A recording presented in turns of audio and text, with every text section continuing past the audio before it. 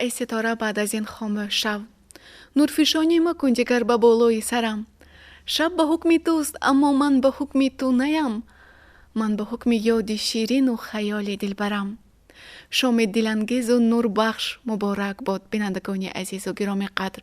سلام و درودی پر از مهر و محبت ما را بپذیرید. در این روزهای فرح بخش باز اشعار استاد لایق را ورق گردان خواهیم کرد.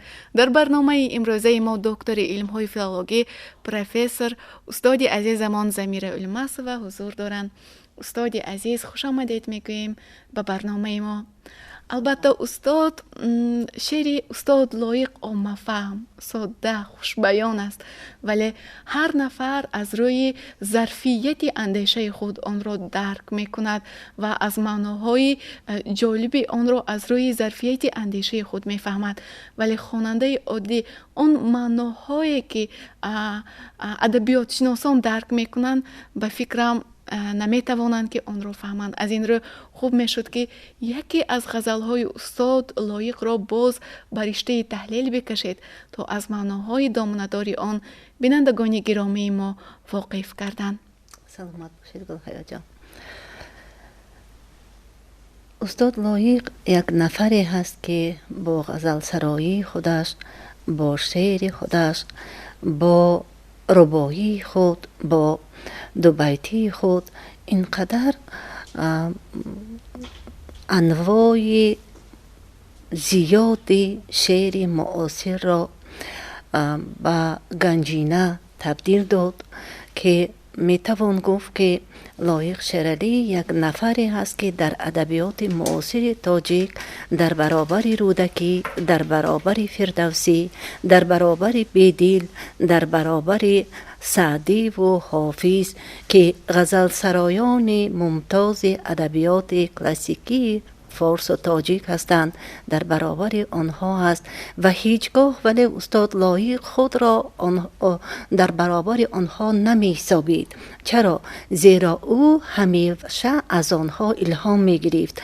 در پیروی آنها شعرهای خود را می سرود و در پیروی آنها همیشه قدم زنان می رفت و اساس شعر خود را از ایجادیات ادیبان کلاسیک فارس و تاجیک می گرفت و این بی سبب نیست، زیرا الهام از شاهنامه که سلسله شعرهای او است و محض ان همین الهام از شاهنامه که از شاهنامه بی زوال فردوسی الهام گرفته است.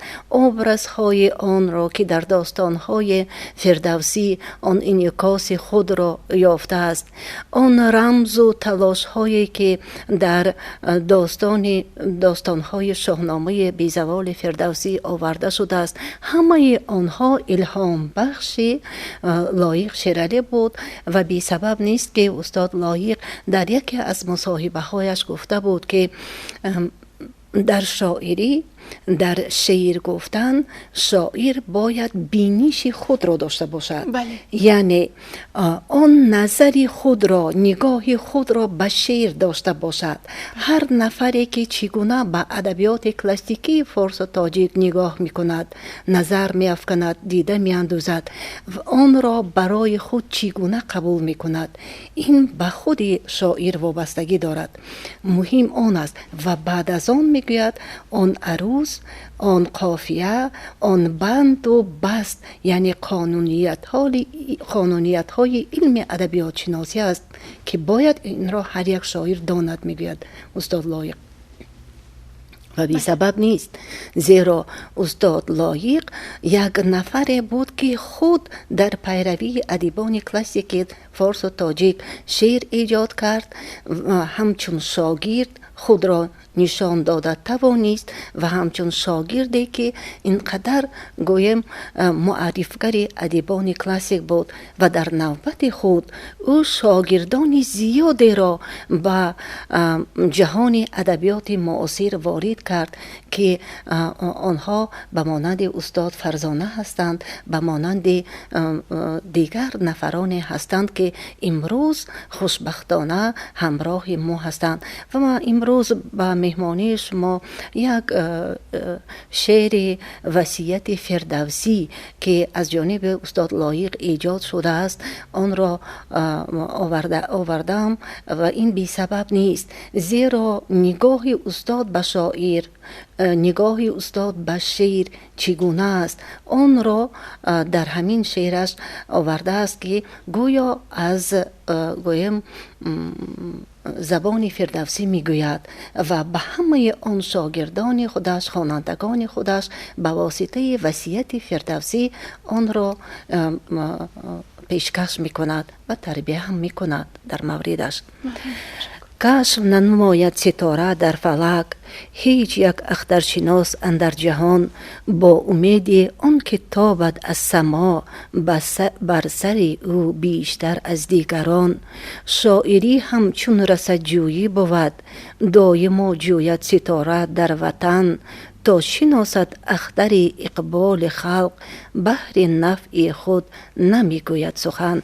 نگاه کنید که لایق میگوید که شاعری نه تنها برای خودش بلکه برای نفع خلق است، برای نفع ملت تاجیک است، برای نفع وطن است، یعنی برای خدمتگزار بودن به ملت خود، به مردم خود، به وطن خیش. هیچ دهقان تخم نفشاند به خاک، با امید آن که در روی زمین غیر کشت او نروید میسه، ننگرد جز او کسی سوی زمین. شاعری هم بر مثل دهقانی است، با امید کارد او تخم سخن، تا بیسبزد گل کند بار آورد، چون درختان در زمین های وطن.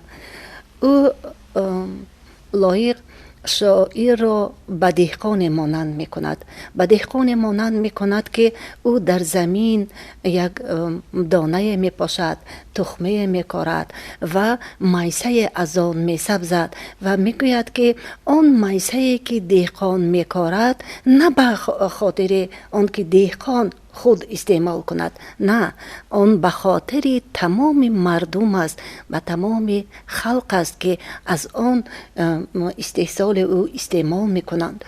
و شاعری نیز می گوید نه به آن خاطر که سخن گفت، شعر گفت، آن را برای خود شاعر باید خدمت کرده باشد، نه.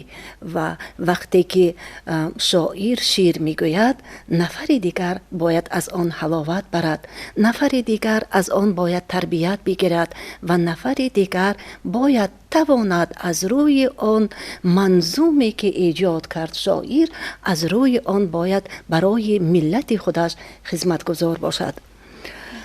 هیچ معمار نسازد خانه با امید آن که در آن آدمی روزی خوش نادیده پرغم بگذرد، در جهان چون بی نصیب از عالم.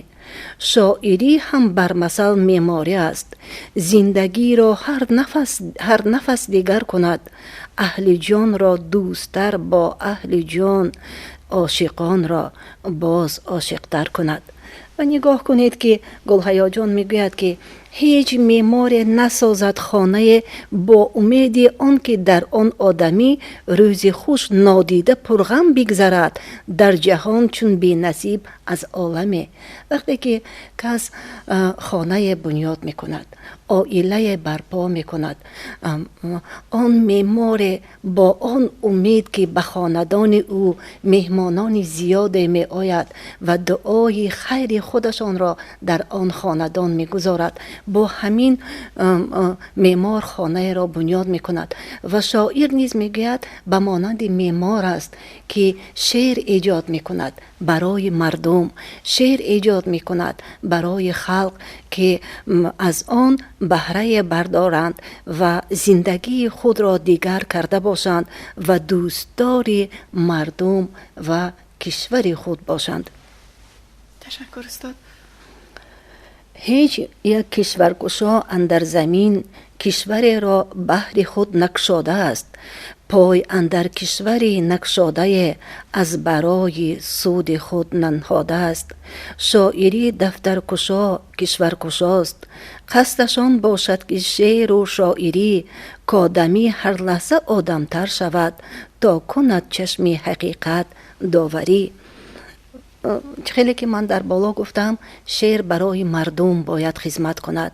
شاعر نیز آن سطرهای منظوم را برای خلق و ملت خودش نوشته باشند که از آن بهره برداشته باشند و با راه راستین هدایت کرده باشد آن شعری که شاعر ایجاد می کند و از روی آن باید که هر یک نفر گویم زندگی خود را به نیکی، با محبت، با مهر پیش برده تواند و سود از آن برداشته تواند که بهتر باید زندگی کرد از امروز، پگاه باید بهتر زندگی کرد. و شاعری میگوید دفترکشا کشورکشایی است. وقتی که ما شعر لایق را میخونیم یا شعر شاعران دیگر را میخونیم، وقتی که آن شعر را میخونید خود درک کرده میتوانید که در آن دفتری که شاعر شعر ایجاد میکند آن عالم معنوی انسانهای الهیده تحلیل شدند، یا اینکه آن کشورهایی که در اینجا جغرافی هم خیلی خوب گفته شده است که آن کشورهایی که در آن خواننده تاجیک نرفته بوده است و مثلا لایق رفته است آن را دیده است و در شعرش دیده است، گویا که آنها همراه شاعر، همراه مؤلف سفر کردند و آن را دیدند. و در بندهای آخر میگوید ای که سود خیش جویانی زی شعر، خیش را بیهوده سرگردان مکن. من که پر کردم جهان را از سخن، دست خالی رفتم و دل پر ز خون. پند من بپذیر و یاد کن ز من، در جهان شاعری شادی مجو. تاب خالی گر عطایت کردند، در سخن ای جان دیگر زاد مجو.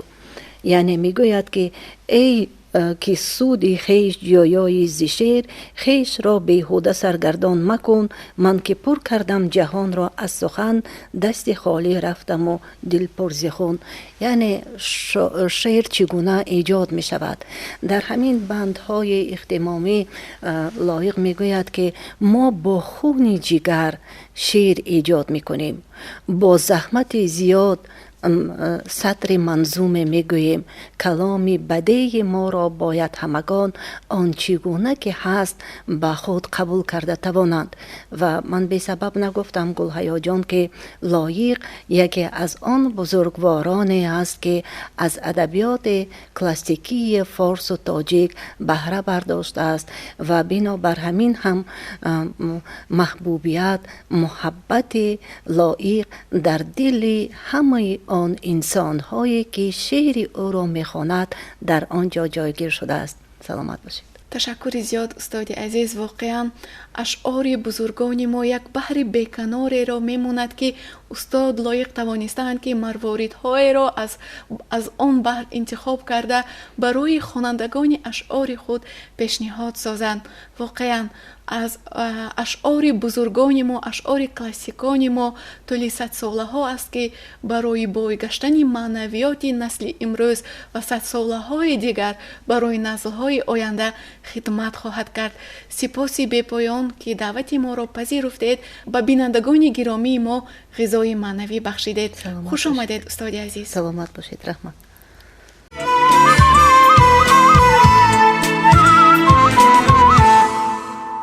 برای ره گلی پژمرده دیدم، لگدمال از تو مینالد نهانی.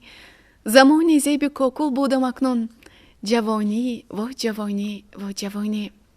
یکی از خصوصیت‌های خاص اشعار استاد لایق در خوشاهنگ بودن آن است که مورد توجه حافظان ما قرار گرفته است. صدها شعر استاد لایق با آهنگ درآورده شده در زیر زمزمه هر نفر قرار گرفته است. در برنامه امروزه در بخش آهنگ شعر لایق یکی از حافظان شناخته کشور، یکی از حافظان ولایت سوخت، علوچی فرهنگ استاد ناصر جان رحیموف حضور دارن. استاد خوش آمدید میگوییم به برنامه ما. البته این تشریف اولین شما نیست و برنامه اولی ما با تماشابینان عزیز ما نهایت پسند آمد و میخواستیم در برنامه امروزه نیز یکی از سرودهایی که از اشعار استاد لایق با آهنگ در آوردید زمزمه می نمودید. هزار رحمت. محلش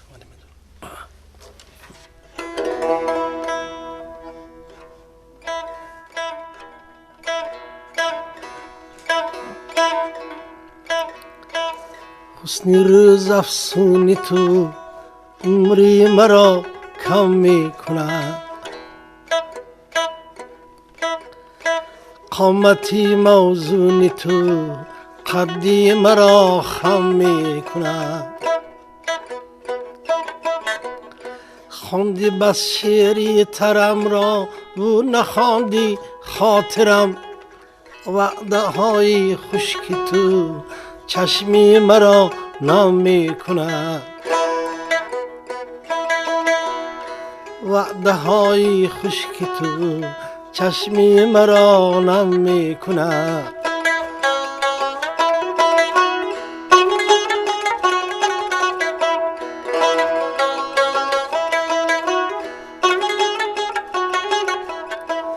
من تو را هم شیوه می خواهم و هم ناله چشمی تو، اما به من قهری دمادم می کند. شاد بودم تا تو را دیدم، ندانستم که عشق بود و نابودی مرا سرمایه غم می کند. شاد بودم تا تو را دیدم، ندانستم که عشق بود و نابودی مرا سرمایه غم می کند.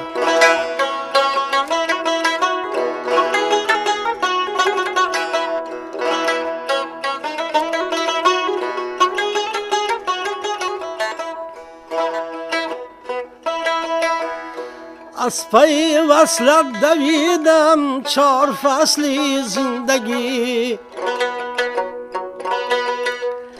وصل تو اما به من چون عمری من را می کند. عشق هوا کرد آدم را عزیزی عالمی، عشق تو اما مرا بیرون زی عالم می کند. عشق هوا کرد آدم را عزیزی عالمی، عشق تو اما مرا بیرون زی عالم می کند. عشق تو اما مرا بیرون زی عالم می کند.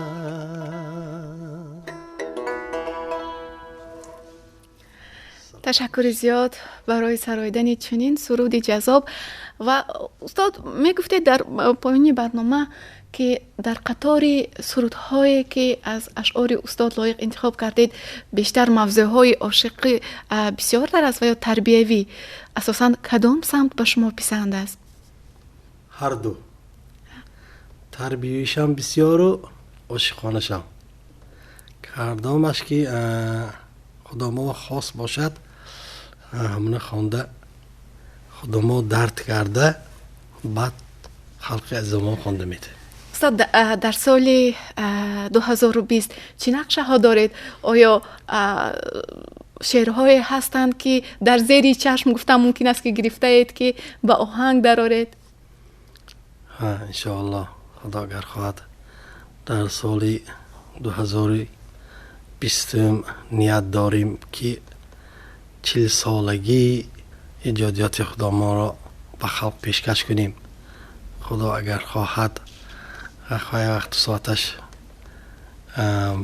به نزدیکی حالی انیقتر شود با خبر میدیم. تشکر استاد. واقعا شعرهایی که شما در وصف عشق، در وصف وطن و شعرهای تربیوی که انتخاب کردید برای به آهنگ در آوردن، اطمینان دارم که هر یک خواننده که آن را قرائت میکند و یا آن هر یک دوستداران سرودی که آن را گوش میکنند برای تربیت نمودن نسل نورست در روحیه وطن دوستی، برای تربیت نمودن آنها در روحیه زیبایی پرستی مساعدت میکند. از این رو اطمینان دارم که موافقت کردن شعر و ترانه این یک به برنامه ما رنگ دیگر بخشید و به بینندگان گرامی ما پسند آمد و از این رو میخواستیم به برنامه های آینده نیز شما را تکلیف خواهیم کرد تا اون از سرودهای نوی که به آهنگ خواهد درآمد بسرایید.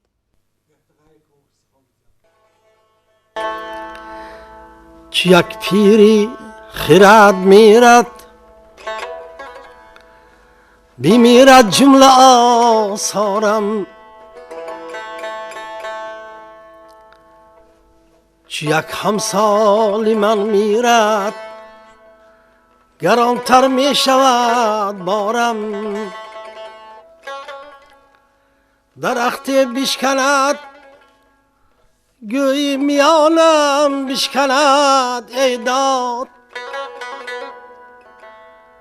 چو فکری برغلط باشد شود افگارم، اگر پای کسی لغزید خونی دل میخورم شبها، که گویی من گناهگارم، که گویی من خطا کارم، داد چو من از تخم دهقانم بسبزد تا همه کشتش، نبارد ابر اگر باران سرشک از دیده می بارم، من آن جان بازی دورانم، من آن دلسوز یارانم، کشم آزار از صد مارو موری را نیازارم، داد به غربت دیده ای بس بی وطنهای حقیر زار، هزاران شکر کردم که وطن دارم، وطن دارم. تشکر. خوش آمدید استاد عزیز به برنامه ما. از تکلیف شما منت پذیر هستیم. خوش آمدید باری دیگر.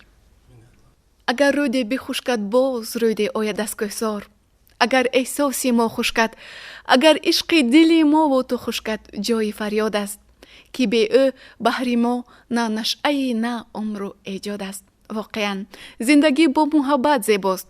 از این رو تمنا میکنیم که زندگی شما پر از خوشی های فراوان، محبتی بیکنار باشد. تا هفته آینده خیر عزیزان. خدا حافظ.